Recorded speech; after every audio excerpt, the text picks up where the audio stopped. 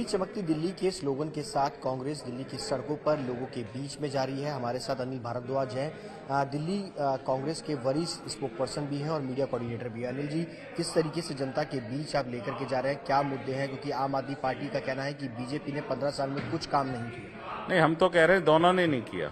दिल्ली के लोग आज परेशानी झेल रहे हैं, दिल्ली के लोग व्यथित हैं, पीड़ित हैं। दिल्ली की जनता जाए कहां? ये दोनों पार्टियां जो एक दिल्ली सरकार में, एक निगम में, भारत सरकार में, इनका आपस में तू मैं ब्लेम गेम चलता रहता है। उस ब्लेम गेम की वजह से दिल्ली की जनता का जनहित और जन कल्याण कहीं दूर छूट गया है। दिल्ली में नगर निगम में आने से पहले 2007 में भाजपा कहती थी कि हम भ्रष्टाचार मुक्त निगम देंगे, हम पारदर्शी निगम देंगे, हम दिल्ली में पार्किंग की जो समस्या है उसको समाप्त कर देंगे। आज दिल्ली में 1200 करोड़ से ज्यादा का कर्जा निगम पे है। क्यों है?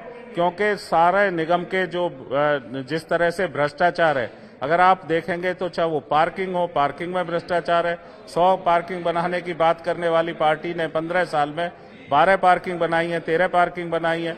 वो पार्टी जो कहती थी हम भ्रष्टाचार मुक्त करेंगे, होर्डिंग और जो साइट है पब्लिसिटी की निगम की, वो किस तरह से भ्रष्टाचार में कुछ नेताओं के तो फ्री में लगते हैं वह सारी चीजें, तो निगम को घाटा होता है। निगम को घाटा तब भी होता है जब आप पेंशनधारियों का पैसा कहीं और पहुंच जाता है। दिल्ली में चीफ ऑडिटर ने इनकी रिपोर्ट दी है 2017-18 की, जो अभी जारी हुई है कुछ दिन पहले, जो अभी पब्लिक डोमेन में नहीं आ रही है।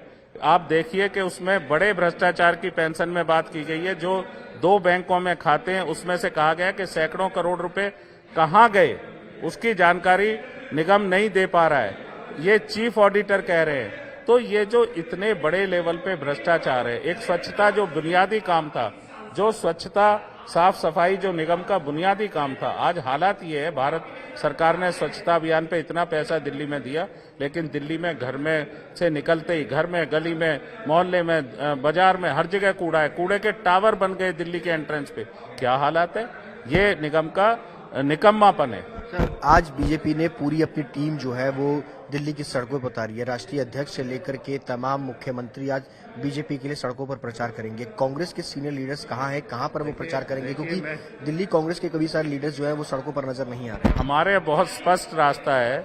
हम पूछना चाहते हैं कि 15 साल के निगम में लगातार शासन के बावजूद क्या एक भी भाजपा का नेता दिल्ली का निगम का ऐसा नहीं है जिसके चेहरे पे दिल्ली नगर निगम के लिए वोट मांग सके?